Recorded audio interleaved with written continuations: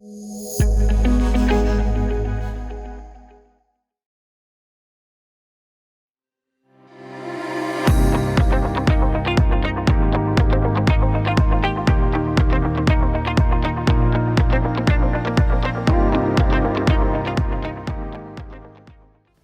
this series, we're going to bring you guests to share interesting stories, thoughtful insights, and have a little fun along the way. We're your hosts. I'm Charles. This is Nate. Oh, hi. Nate, yeah, you want to introduce our guest? Yeah, joining us today is Chantal Rousseau. Chantal is the Regional Sales Director for Bright Healthcare. She oversees the individual under age 65 health market. So welcome. Thank you. Thank you guys for having me. Absolutely. Absolutely. Thanks for being here. Appreciate it. I love it. Now, we get to travel again. Yes. This is true. Absolutely. Absolutely. But before we get into the meat of this conversation, it's beverage break. And the most important part of all this is us having a beverage. So you've brought something to share. Why don't you tell us a little bit about it? Well, first off, when our lovely director, Christina, asked me, what beverage I would like to bring, I said, anything from South Africa.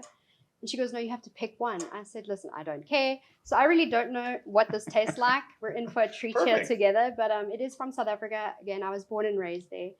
So I just thought it would be fun to bring something back from the motherland and share, with you guys. Fantastic. I don't think I've ever had a South African wine. I can't say that I have. No. So, all right. Well, this will be cheers. fun. Cheers. All right. Thanks. Cheers. Thank you. All right. All right. We'll save our comments till the end. Yeah. So maybe it'll It'll open up a little bit. open maybe. up. Let and it breathe. We'll see where it goes. Oh, I guess you could say the name of it at least. Oh yeah. What is it? It's a. So,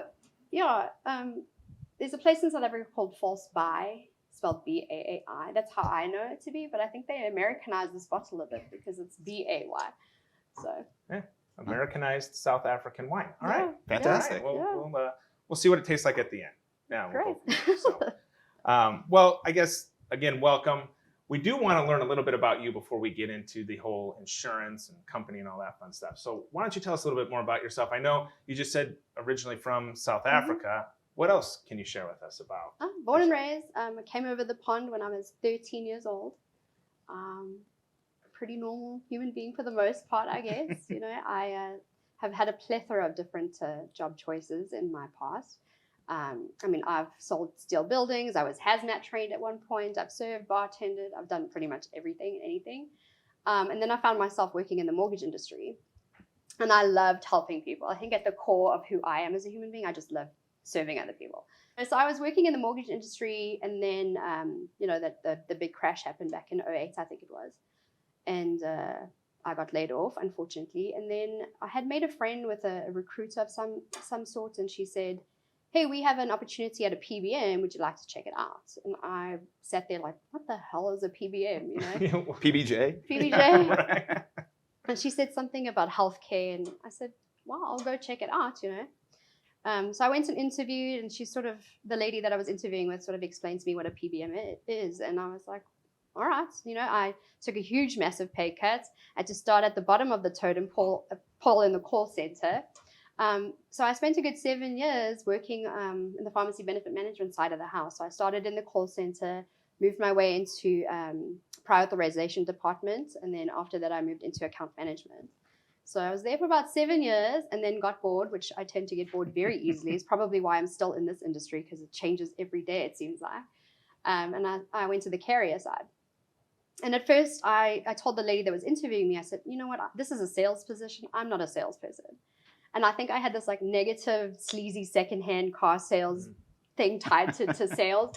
And she goes, no, it's just relationship development, education, and that's it. Yeah. Consultative selling.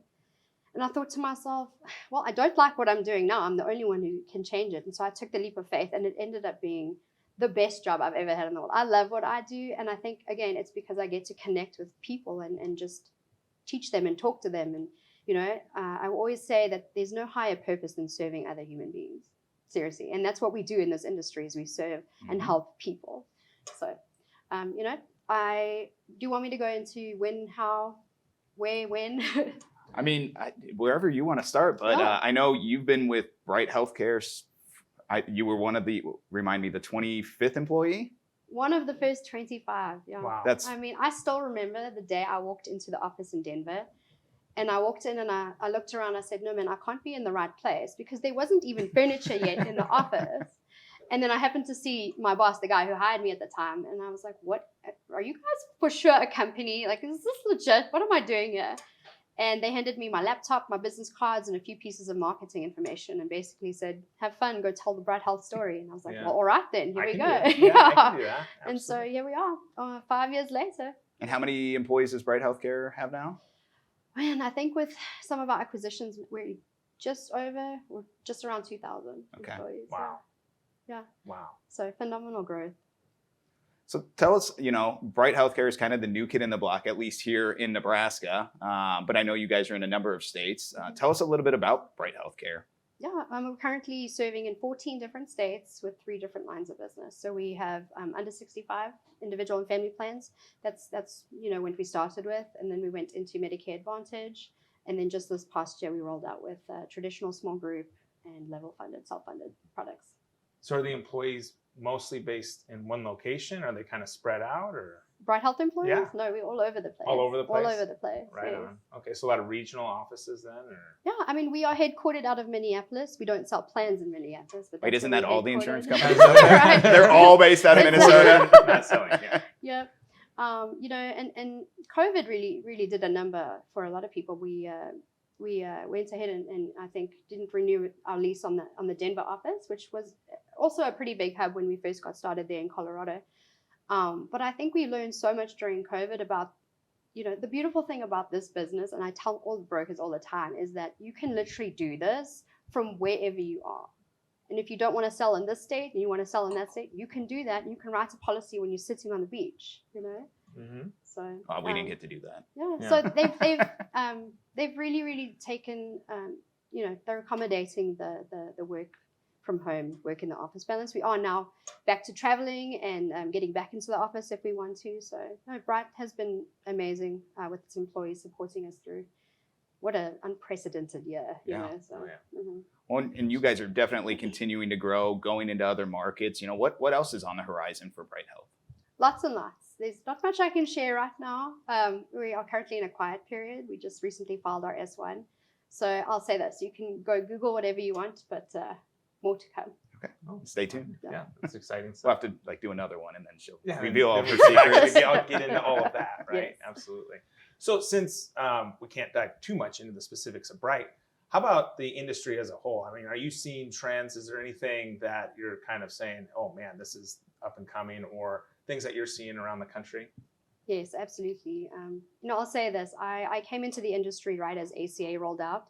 And so brokers used to always tell me about the good old days. I'm like, well, I don't know what those are like. What are these good old But days? let's talk about Yeah. ACA, right? Right. My dad always taught me, get in the boat and row or get out. So, I only know one way. And you either come with me or I'll come back for you kind of thing. A lot is changing. I think when ACA first rolled out, you saw such disruption, right? You saw premiums go like this, utilization go like this. And it was sort of like, what on earth is going on here? But in the last, 7-8 years since it rolled out, premiums have stabilized, right? Utilization has stabilized. In fact, you're seeing premiums come down in most markets. And you are seeing carriers that pulled out of the ACA market come back. Yep. Yeah. For sure. Yeah, so it's fantastic. I mean, I personally just love what I do. I love insurance. I could talk about insurance all day. My friends and family probably hate it, but it's fun for me. But what I'm noticing, I have my IFP hat on because that's the focus I have is Individual under 60, family plans. individual and family plans under 65. For our yes. listeners or Yep, watchers. yep. Yeah. So, you saw a lot of brokers kind of leave selling individual after ACA. And I understand why. But the guys who, that was really their bread and butter, they stuck around. And, I think right now they are glad they did because they have Absolutely. healthy books. You're making money again in the IFP market. Carriers are coming back in. They're paying broker commissions. Yep. So it's interesting to see, maybe an MA broker poking around the corner going, what's going on there in IFP? I might want to be I a should part of maybe that. check that out Yeah. a little bit more, And even group brokers, smaller group brokers that also left selling IFP, coming back as well. Yeah. we see a handful of P&C agents, trying to cross-sell their books of business as well, which I think is a great way to build your book. It's really, really fun. I think that, it was hectic there for a little bit, but we're back, and I think that it's just a great opportunity for whoever wants to join an IFP and help consumers that, maybe don't get a group plan or qualify for a group plan. So. Well, you bring up a good point. When ACA came about, there was a ton of carriers in all these states, and then you just saw all of them mass exit out for a few years, and now you're starting to see just within the last 2 to 3 years, collapse. I mean, all of them What? collapse. Yeah. We shouldn't say co-op around here. It's Oh, a okay. very bad taste around here. Well, I used to work for the Colorado Health Hub, so I lived and breathed that pain that the brokers felt. So Brokers really loved you then, right? they loved me still. Well, yeah, it wasn't my fault. maybe but- just not It the, didn't the like co-op single-handedly part. Yeah, did all yeah. that, by the way. But again, back then I didn't know what I didn't know, Yeah. and it sucked. But I'm honestly, as I look back, I'm grateful for that experience, because I was able to share in that pain point with brokers when they were apprehensive to a new carrier coming to town. And I understood where they were coming from, and another thing I love about what I do is I'm able to walk into an office and you don't know me from a bar of soap. And I love being able to sit down with you and go, okay, I'm going to get to know this guy. He's going to end up liking me. He's going to learn from me, and we're going to partner together and build some. And you build your trust, your rapport, your book of business. And that's honestly something that I take great pride in doing. So I love it. Yeah. So I think a lot of that, we used to have what we called busy season, but with the American Rescue Plan, that definitely threw a wrench in that. How do you see that impacting, all the changes, all the new legislation? How do you see that impacting consumers? Well, I think for the consumer, it's fantastic. But you talk to some brokers and it means more work for them. Maybe not so fantastic for them, but A lot of canceled trips. I mean, they couldn't travel anyway, so it's probably fine. Exactly.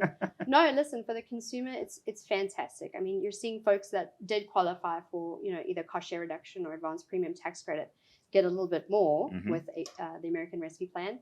And then, they had the cutoff at the 400% federal poverty level. So if you made 401% or more, they just cut you off. There was no there was no cliff.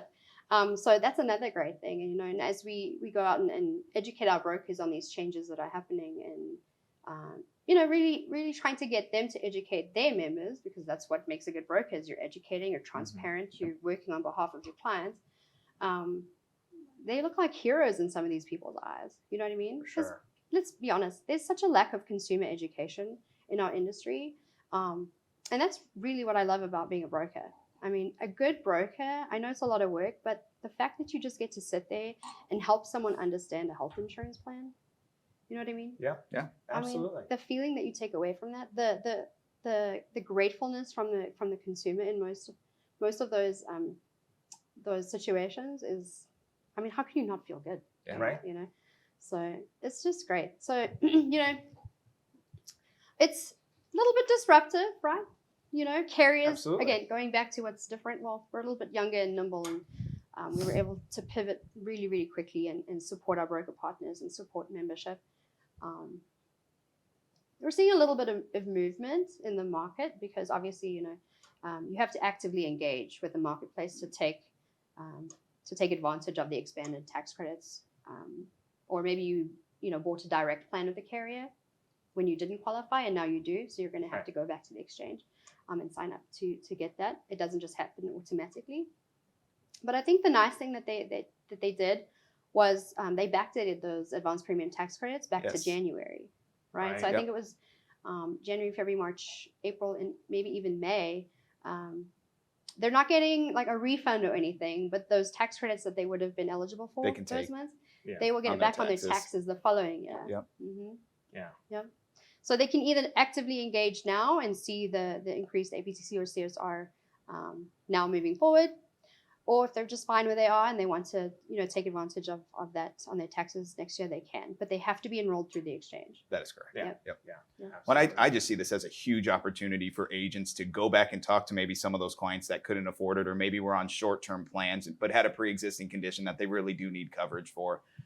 Looking at options to cross-sell. I think that's something a lot of agents are going back and saying, I'm able to save you a tremendous amount of money. Let's look at reinvesting that in other lines of coverage to better protect you and your family. So I mean, what a time to be in health insurance, right? Yeah, right. Again, right now we would typically be in SEP season. So you can't just go in and enroll for a plan. You would have to prove that you had a qualifying life You don't have to event. do any Right. of Right that. now, It's just like, you have to You're like, it's a free I want a for health all. insurance plan. I don't even Great. know if you Which have to one do breathe. you want? You know? So it'll be interesting to see how that ends up. Again, great for the consumer.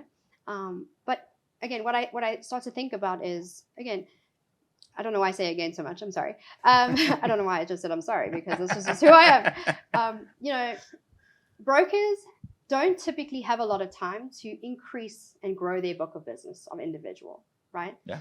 What tends Yeah, to you're happen limited is within this, Yeah. the open old time. enrollment crunch period. time. It's It's crunch time. You are just trying to churn and burn your renewals. And, you know, unfortunately, what tends to happen is that we don't have enough time to educate the consumer. So it's like, here's your plan options. Which one do you want? Next. Talk to you next year. Yep. Yeah. You know, and there's differences and nuances to every carrier. And I think that, you know, you should be educating consumers about what their options are. Not selling them or telling them what they, you know, should get, Yeah. but what's going to work best for them. Mhm. And this carrier has this, or this carrier Or your has that. doctor or the prescription, you know, how all that Exactly. works. There is a lot more that goes into it versus just calling and buying it over the phone. Exactly. Like, they need to be working with a professional Exactly. to make sure that all their needs are being met. Yep. So And you know, as a carrier, we do find that the business we have that come through broker partners is a little bit more sticky than those that come direct. And the reason why is because those consumers tend to be a little bit more educated on what they Mhm. buy. yeah. Yeah. You know, I always say to Absolutely. folks, please do not sell something that's not going to be a good fit for the member, because an unhappy member is an unhappy broker, is an unhappy carrier. And I don't know anyone that wants to live in that kind of a world, you know? No. So, Right. so it's just fantastic. It's a great opportunity for anyone who's looking to grow their individual business. I mean, now is the time to do it. Yeah. Go find the uninsured. Teach them about, you know, cost share reduction and advanced premium tax credits, because most consumers don't know that Right. that's No. out there or that they qualify for it. Cross-selling, you know, for It's- folks yeah. that focus on, maybe they only focus on Medicare. Mm-hmm. Why are you going to let someone with a hot trophy wife that's not Medicare age, Medicare age, go to somebody else for an IFP plan? Yeah. Why don't you just do both MA and IFP? It's quite easy. I always tell people, MA is very compliance. Yep. Medicare is very compliance driven, and under 65 is like the wild, wild west. You know what I mean? Yes, it is. Yeah. And I mean, I wonder if that'll change though at all. I mean, as you Really? can see, who knows? I mean, Who right now knows? it's just kind of, yeah. I You used don't- to have nobody to has a verify crystal ball, everything and they yeah. don't really care about it. Yeah. I mean, so with these changes, do you see them? So they're, you know, this SEP open enrollment ends at the end of September. Do you see it continuing on through the end of the year, and just this is just the new norm that you can just kind of get insurance whenever you want? I mean, I'd love to hear your take on that. Again, I'll say I don't have a crystal ball. Nobody does. I have a funny feeling that That's that'll literally actually why get we had you extended. here. Like, you were I going to wish- tell us So you all brought that. it with you. I wish I had all the answers. Who knows? I constantly hear folks saying that, you know, they just can't imagine it going away now that it's out there. Right. It's hard Once to you take have that, something yeah. out there, taking it away Right. is almost impossible. Right. So nobody knows. We'll see what happens. Again, it will probably change because this is the industry that we work in. It changes every day almost. And, we'll cross that bridge when we get there. But I just don't foresee how you are going to put that out to folks, Yeah, take that only away to take from it them. away from them. But do you think, I guess from your perspective, do you think it'll have a really negative impact on the industry as a whole? I mean, or any impact at all? I mean, with it just being open and now everybody can jump on when they need And to. jump on and off when I need Right, care. I You know, mean, that's the fear is that are the- yeah. Right. Are like- the carriers talking about that at all? I mean, this seems Great like a big great deal to question. me. And again, Yeah. it's an unprecedented year. Yeah. I mean, I think every carrier is just trying their best to pivot and Right. and take on something that's not in a typical Well- year for IFP, right? Right. Who knows? I myself am very curious to see what that does to the MLR for a carrier. Right. Well- People seem to finagle the system whenever they They- can. They're smart. When you People- guys, I mean, the people are carriers smart. have to file their rates so early in advance before all of the claims start coming in on this and seeing, possibly negative effects of people jumping on and off plans. So, once they're approved, I mean, there are some refilings, but that's a little bit tougher from your Yeah. initials. So, I'll be So interested. depending on what happens, I mean, I wouldn't be surprised if down the road you did see some adjustments. some or- adjustments, yeah. some rules saying, I don't know, maybe even going back to Well, maybe a rule if you time jump limit. off, you got to wait like 3 months before Waiting you get back on. periods, Kind of like what they did with the short-term market. Yeah. They kind of put some limitations on that. yeah, So. Yeah, and 'cause that's our biggest thing, right? Is we just want to get out there and educate our broker partners so they can educate consumers. I'll tell you another story. sometimes I don't even like telling people what I do for a living. And mind you, I love my job. And again, I don't think there's anything better than serving other humans. Like that's the highest thing you could do. But I was at the gym once and I was chatting to this guy and he asked me what I did. And I said, oh, I work for a health insurance company. Like all happy and excited about it because I think I'm doing the Lord's work, you know. And he straight up goes, oh, you work for the devil. Oh, And it broke all my right. heart. all right. Why do consumers always want to point fingers at the health insurance carrier? You know, there's so many different layers and complexities to the entire industry, not just a health insurance plan. Absolutely. Yeah. Well, it's funny when they kept referring to it as healthcare reform. It was not healthcare reform. It was health insurance reform. And it's funny because insurance is nothing more than a reflection of what the cost of care is. Right. So, yeah, but to demonize the health insurance carriers who are doing nothing other than paying for the care is crazy. But you're right. That call it the media, call it whatever you want. It's society has done a really good job of labeling the insurance carrier as the evil entity. And meanwhile, everybody else is just in the background. They're twirling their mustache. Yeah. And so, as a broker, I mean, you have such a great opportunity to connect with consumers and show them the right way and educate them so they know what it is and what they bought, so that when it doesn't work, how they, you have people that buy an HSA plan not understanding what an HSA plan is. Oh yeah. Not understanding you can contribute. Oh, because to we an have HSA 1,000 account. acronyms in our industry? Yes. Is that We've already anything thrown out to a do bunch. with it? I mean, we really have. So, HSAs don't typically have first dollar benefits. So it's typically the folks that don't have a broker that don't understand what they bought. They go, it doesn't cover anything. Yeah. But do you know that you bought an HSA? It's not supposed to cover anything right away, So again, brokers have such an opportunity to get out there, build a brand for themselves, become an advocate for the consumer. I always preach to brokers about, why aren't you on Instagram doing live videos? Why aren't you on Facebook doing videos? Why aren't you on TikTok? I know that sounds absolutely ridiculous. I don't know. I can dance, so I feel like that would be good. Become like the insurance I've seen guru. that. I don't know. Become an No, you're- insurance guru and tell people Right. this is what a deductible is. This is what a copay is. This is what co-insurance is, and it's completely different from a copay. And you should know these things. Most consumers think that the most important number in health insurance is what? The deductible. It's not. It's the It's out-of-pocket. not. It's Out the of max pocket. out of pocket. Every single time. So I know there's it. I know when I got in the industry, that's what I was told that from day one. You don't look at that. It's the max out of pocket because that's the money you really have to come up with for the major type thing. So And so as ridiculous as some brokers think I am for saying build your brand and educate consumers on social media, and I don't even like to say social media, it's business media. Yeah. Okay. We live in a world where we are on our phones constantly. I'm not. I'm Oh, it must be nice. I can't I'm get it kidding. away from you. I'm kidding. I'm always And there's just such an opportunity to not only build a brand and educate consumers, but to become a self-generating lead source. Yeah. Right? Absolutely. Well, you talk about separate, agents trying to find those differentiators. Don't hurt There we yourself. go. That was a good one. I got that. Yeah. Nice. Using social media, the education I think is a big piece. But what are some other things that agents could do to help separate themselves from, as you said, more agents looking at getting back into this industry? What are some other, what's one or two more things that they could do to separate themselves? I mean, to me, a good agent, number one, does what's right for their customer, their client, right? Whether it's group, individual, MA, whatever. Yeah. You do what's right for them. You don't just sell the carrier that's paying commission. You don't just sell for whatever reason other than this is going to be the best fit for you, right? So the top three drivers of plan selection are typically, number one, price, okay? If you're not price sensitive, the next becomes network and formulary. Yeah. So, we should be doing our due diligence and not only explaining to folks, what do you need? Because some people need more than others, right? And you break it down. Do you have drugs that you have to have? Do you have a provider that you really love and you don't want to get rid of, right? So based on all that, here are your options. Right. And I don't know about you, as a sales professional, I say sales professional, not salesperson. I like that. I don't like to be sold.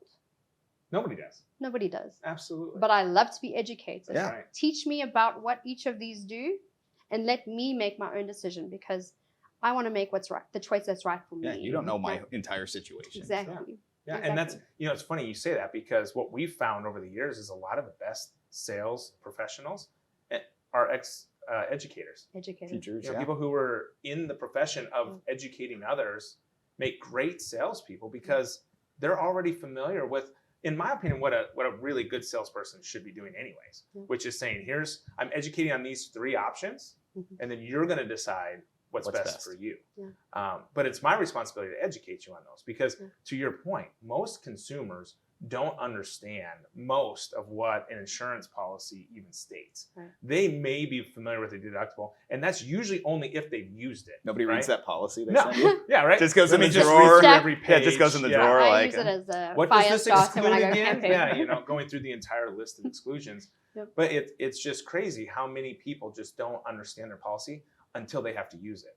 And that's a disservice to the client, because in that moment, you're already at wit's end. You're already, struggling with the bills and everything that's going on.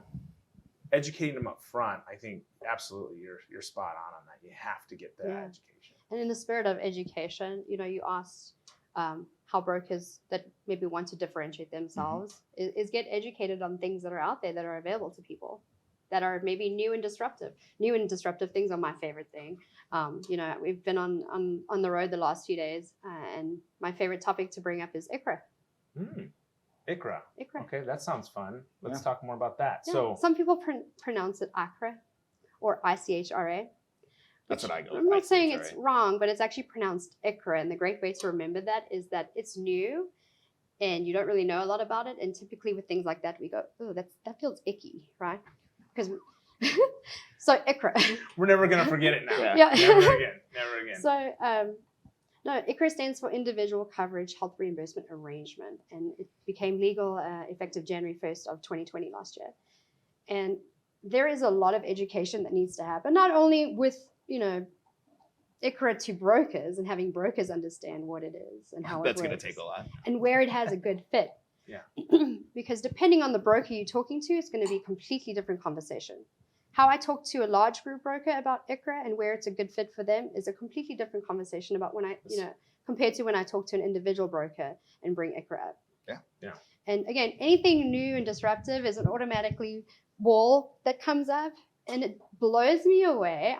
One of my favorite sayings is, apprehension is just a lack of information, right? Oh, I like that. Apprehension is just a lack of information. I might have to use that. And the other thing, just be open to learning about something new. It's not going to be a good fit for everyone. Is anything a good fit? No.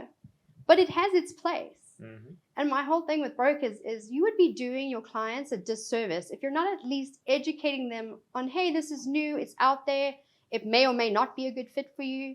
But I don't want to lose you down the road to somebody else who spoke about it because I didn't take the time to learn. And, again, I don't want anyone to do that disservice to their clients or lose a business that they could have kept had they just taken the time to get educated and find the place that ICHRA fits. And it does fit. It's my passion project. I love ICHRA. All right, so it's your The passion ICHRA project. administrators can pay me later for that. Yeah, right. I was going to say that. Well, let's talk a little bit more, maybe on the technical side of the ICHRAs. Like, tell us a little bit about how they work. For those that aren't familiar, there are probably a lot of people that are, but if you could, from your perspective, give us a little bit of your knowge on what they are. Now, listen, I don't profess to be an ICHRA SME. You already said you were. So no, I we're didn't. hold you to that. I'm going to try to make it really palpable, right? Yeah. So I'm going to stay really high level. Good, because otherwise we would get confused and not be able to ask questions. We'd have to just keep pouring more wine. I don't know. So, at a very high level, ICHRA is a way for an employer to contribute a defined amount to their employees. And those employees are able to use that money, which is tax-free, and there's a tax advantage to the employer. They're able to use that money to go and buy an individual health plan for themselves. It depends on how you set up your ICHRA plans. You can design it to where you can only use it for premium, or you can design it to where you can use it for premium and or any medical expenses, so dental, vision. And so I explain ICHRA as a funding mechanism. That's okay. Yeah. So I was told that with ICHRAs, I can't say ICHRA anymore. I say Nice, ICHRA. you remembered. I said icky like 7 times. Like, don't say that. It's in your head. But that you aren't able to take advantage of the APTCs through the marketplace. Is that correct? Somewhat. Okay. And I'm glad you brought that up because I want to make very clear that someone cannot take their ICHRA contribution and also go to the exchange and get any Double dip. cost share reduction or APTC they may qualify for. However, and this is where a good ICHRA administrator comes into play. A good ICHRA administrator is going to take up that census for the group and actually do their due diligence to see, does it make sense for this person to take the ICHRA contribution, or should we kind of find a way to make that ICHRA unaffordable for them? Because if your ICHRA is deemed unaffordable, and there's a simple calculator. Is it 8.5? Is it 8.5? I'm not too sure, but there's a simple calculator that you can find to see if it's affordable or not. If it's deemed not affordable, then your employee can opt out and And go then to still the get the tax exchange. credits. Yes, They still participate in the Correct. ICHRA. Okay. correct. Well, it sounds to me like if you were to put something like that in place, going back to the education piece, that is a great opportunity to sit down with, in essence, every single employee Yeah. and figure out what is your best case scenario. Like, what do we need to do to make sure you're properly covered? Which, Well, because as an agent, that's what I want. on the group side, you're dealing with the person making the decisions, whereas I'd Yes. rather sit down with the 20 employees and find out what's best, and then also uncover other needs that they might have. Like, So yes and no. Again, Oh. it's going Oh, to well, All right, here we go. Wait, there's it's a going to pitfall. depend on the broker. We have many large group brokers that probably want nothing to do with selling an under 65 health plan, Yeah. right? All right. Okay. Yeah, that's good. So- I can see that. There are ICHRA administrators out there that broker can feed them the census for the ICHRA plan itself, and then they will take on the due diligence of helping each employee sign up for an individual health plan. Now, Interesting. the large group broker will make the commission from the administrative fee of the ICHRA plan. They don't need to worry about the individual plan because the ICHRA administrator will take on that process for them and ensure everybody gets enrolled in an individual Really? health plan. Yeah, well, now you can also classify people as well based on like what seasonal, full-time, part-time to really There are break out the class different. carve-outs with Yeah. ICHRAs. But before you hop to that, I'm glad you brought that up as well. Your individual brokers, they're not going to like the way I just explained to you about the ICHRA platform taking Well, no, over the broker. no, they rate, would right? never want somebody. They do want that. to write the individual plan themselves. what I would want So to do. that's a different model. There are ICHRA administrators out there that will help you administer the ICHRA plan itself, right? But not Yeah. the selling. But of allow the- you to keep the broker of record and sell the individual health plans for each employee. Yeah, let's do that. Interesting. Yeah. Well, and I just feel like that makes more sense when you talk about. I mean, and I get there are certain agents who do not want to do anything under age 65. It would be great for them to bring in an Yeah, agent, team in my up with opinion, somebody that is that an they expert could in that. partner with to say, hey, do this. And because the benefit there is number one, again, going back to the education piece, making sure that they are fully educated. Not saying that the administrators wouldn't do that, but now they have somebody, a person to go to Yeah. if something doesn't go exactly as planned, or they have questions, or this, that, or the other. The other part of that is, dang it, there are other needs that these people have, and as a licensed agent, you can actually help fulfill those. And that goes back to your comment on making, serving others Mhm. is the highest calling, and Yeah. that's, I always say, agents we're one of the most noble professions in the Yes. world, and it's because we are the safety net. We are protecting the American public from devastation. What's the quote? We provide the dollars when they're needed most. Something like that. Something like that. Basically, it's in essence like when, I'm not going to say it, when Shit it hits the fan. Yeah, I'll say it. when it hits the fan, like we show up with the resources that are needed. So, just to your point. We all So, take great pride in what we do. I tell folks all the time, nobody's in this industry because they don't care about people. right. We're in this industry because we care about That's people. exactly right. I mean, the caliber of people that I work with and that I've seen you guys work with here is great humans, great human beings. Real quick before I forget, I wanted to share with you, when I am having this conversation about ICHRA with more of a group-focused agent, Yeah. they immediately go, I'm not disbanding my groups and putting blowing them it on up, ICHRA." yeah, Yes, right, I'm they like, all well, say, hold yeah. on, Carol, that's not what I said, right? Why do we automatically go to the negative side of things? That's not what ICHRA is intended for. It's not intended to go in and blow up the group market. To me, it's a bridge product between individual and group, right? It still looks and feels like a group, but they can pick what's best for their Exactly. situation, going back to what we talked about. So it's all about option and choice, right? So in a typical, and a lot of people don't know that you can offer a traditional group with an ICHRA. Because the way Oh, you yeah. can class. You just can't offer both to the same class. And so, again, breaking down those walls of apprehension and filling it in with information. Did you know this? Did you know that? Yeah, based on the makeup of the group, it may Exactly. work for And it may different not. And subset if of it employees, and it may not. Yeah, If you're it right. works for you, great. If it doesn't, great. Yeah. But at least you did your due diligence and shared about it. Yeah. you Well, know? and the worst thing you can do as an employer is provide a plan that nobody likes. Mhm. Because now you're spending. They do. You want plan A or plan B? Right. Well, I don't even think they don't do want A and B. either. Sometimes I it's want just A. Plan C over here would Yeah. actually be a better fit for me. Exactly. Yeah. And so if you're providing an employee benefit for the benefit of your employees, then Then you this get the seems like benefit of a no-brainer, because you'd be able to say, pick what's best for you. Yeah. Here's some money. Yeah. Why is it on me to make a choice for Yeah. you? Yeah. Right. Absolutely. Here's some money. You go. Because pick otherwise it can whatever's turn gonna into be a your negative best, benefit. Like, exactly. yeah, well, this is, And I'm then- paying for it now. I don't like it. And it Exactly. doesn't work for me. And now it's not a benefit anymore. Exactly. Yeah. So, And you had asked about class carve-outs. So there absolutely are different class carve-outs when it comes to ICHRA. Full-time, part-time is a class carve-out. Seasonal, it's very popular in Colorado, up in the mountain towns. Seasonal. that would make sense. Yeah. You have salaried versus non-salaried, right? Right. And you can also do a combination. Interesting. Yeah. Lots Not of only options. that, and this is another fascinating thing that I don't think a lot of people know or remember, is that in those classes you can contribute more or less depending on age and or number of dependents.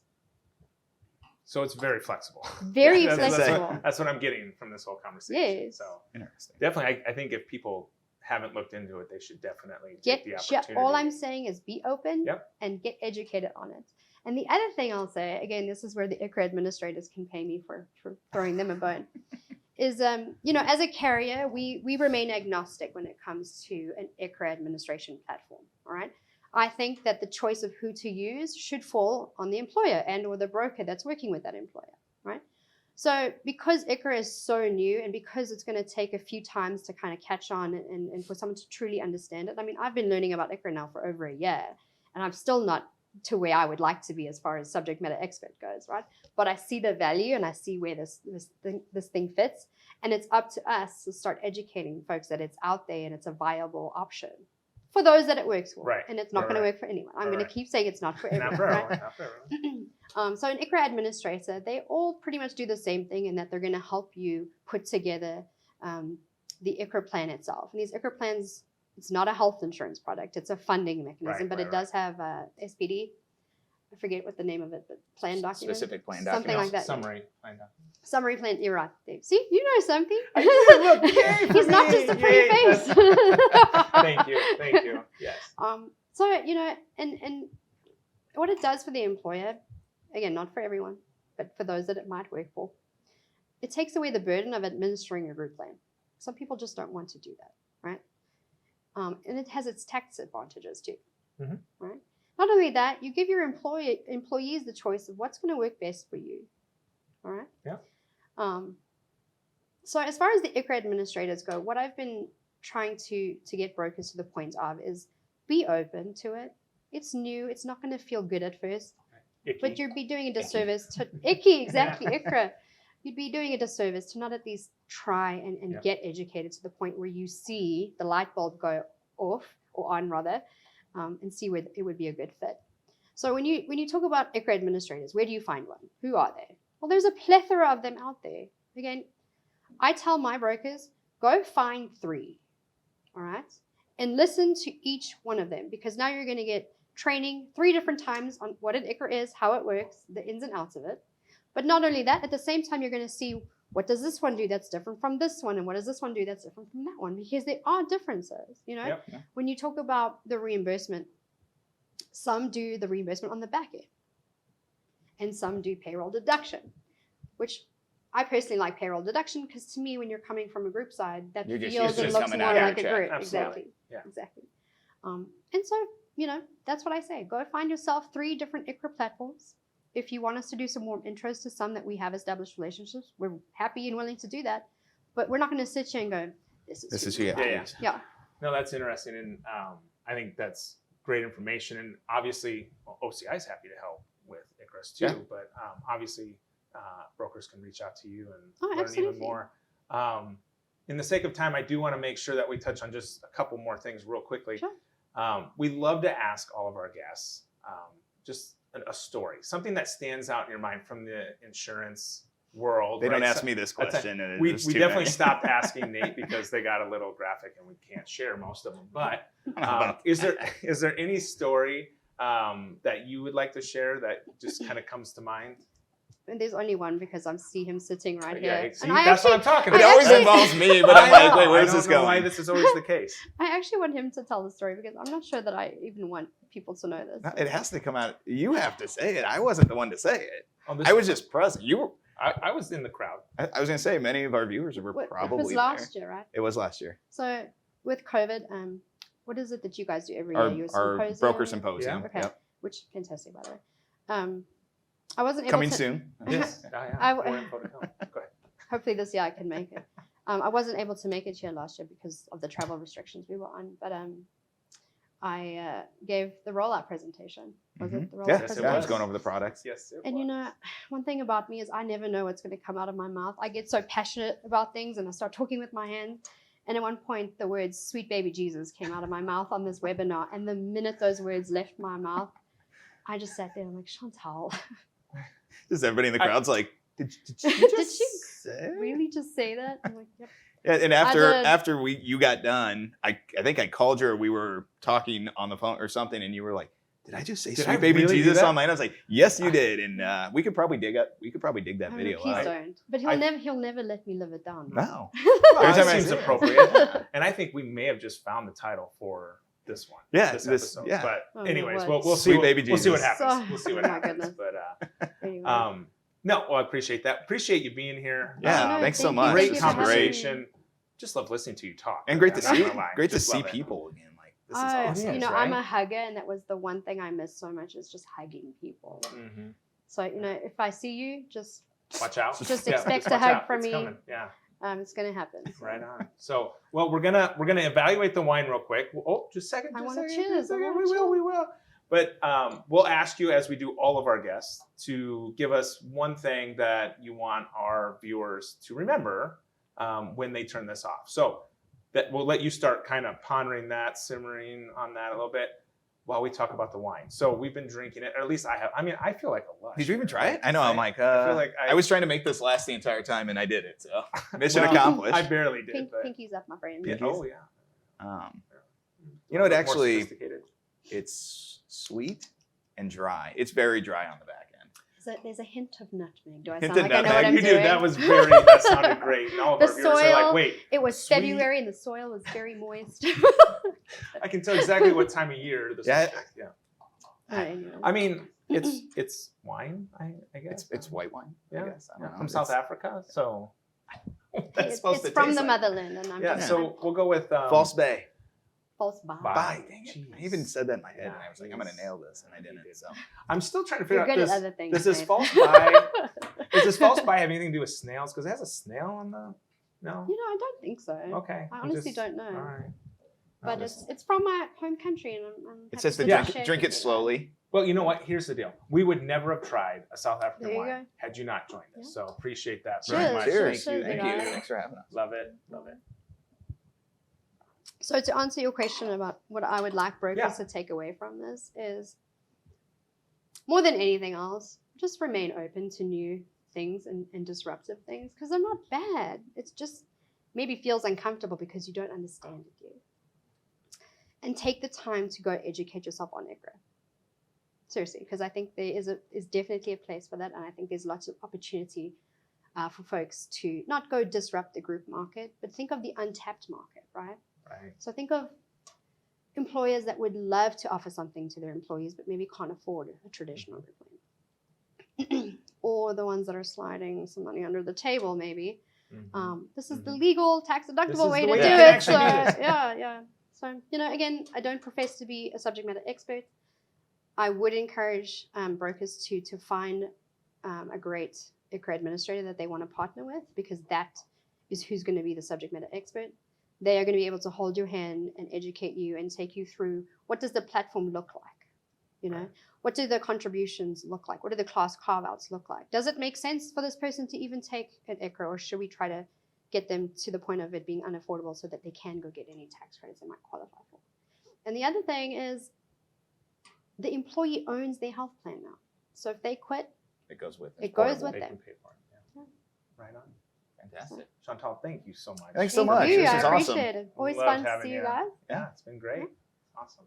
Thanks. Cheers. Cheers. Cheers. Well, I would. Again, It's but fine. you We drank it all. cheers a lot in South Africa.